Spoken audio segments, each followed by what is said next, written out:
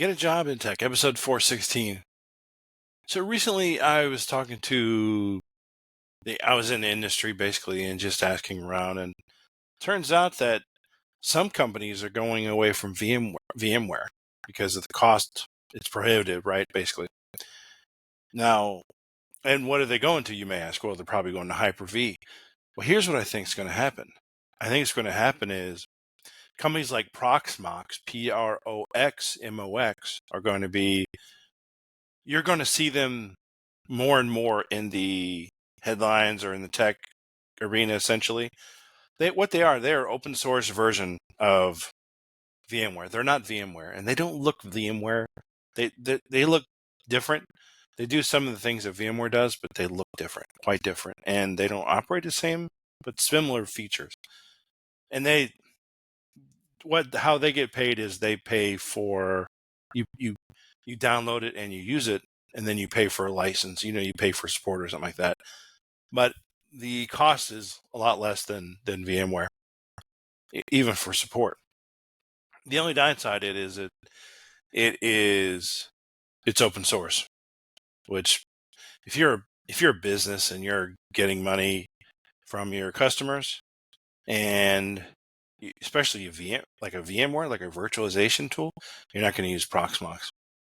But going forward, if you get that guaranteed service or the guaranteed support, you're probably going to do it. Whereas Hyper-V is probably the best solution if you want to get away from from VMware right now. It doesn't do the same things as VMware does.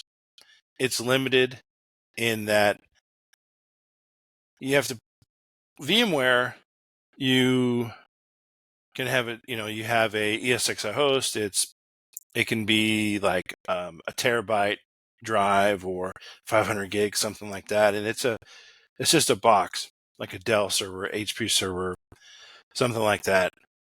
And maybe a year ago, 2 years ago, something like that, VMware made it to where if you want to go to version 7 or now version 8, you needed a hardware wasn't supported. So certain hardware wasn't supported. Just like Microsoft. If you've ever tried to install Microsoft and you try to update on some versions of Microsoft to the latest OS, if your hardware is not supported, there's no way you're going to update your operating, the Mac OS. No way to whatever the version is, because the hardware is not supported. I'm gonna just segue a little bit. Linux is a little different than that. Linux doesn't matter. You can run Linux on the old software, it doesn't matter. On the newest software, lowest, doesn't matter. Linux is not companies don't use Linux because they don't have a good, now some may disagree, but really they don't have a good mail system, and they don't have a good Active Directory system. They really don't. And those are the two things that people use on a daily basis. There's Active Directory and a mail server. Whereas Mac, if you're a Mac company, if you have Macs, they have their own version. You can use Outlook on Mac and all that, and Word and all that.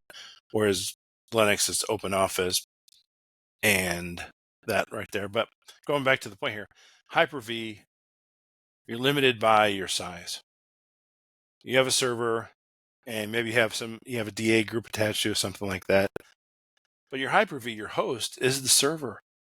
So you reboot it, and you might have where you can not, the word's not vMotion, but you can push all your other VMs, your VMs over to the other Hyper-V host, if you will. But then again, you have to patch the Hyper-V host, and I think you're limited in how many you can have.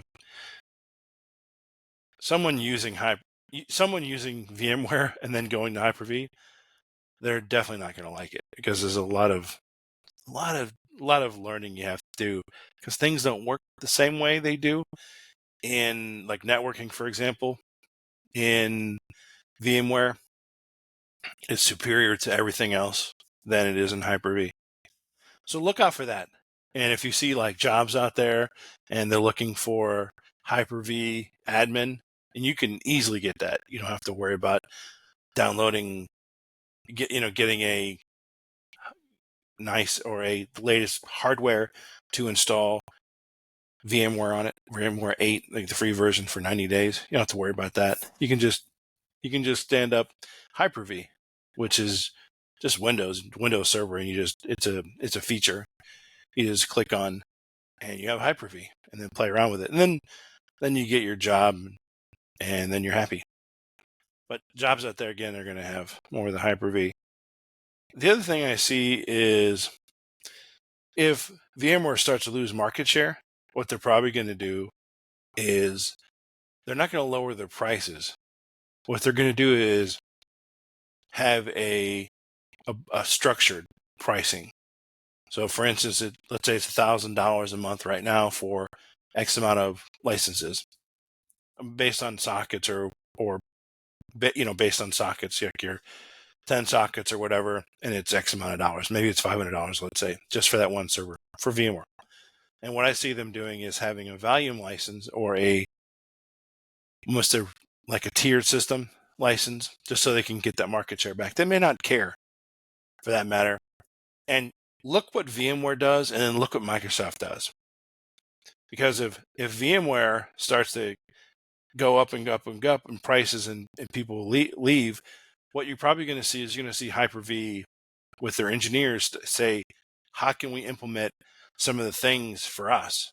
And they may even buy VMware and integrate it into, and try to integrate it into, which is going to be difficult because it's Linux, but try to integrate it in some sort of Windows package or some deal like that. So we'll see. It's remaining to be seen. So thanks a lot. We'll see you in the next one.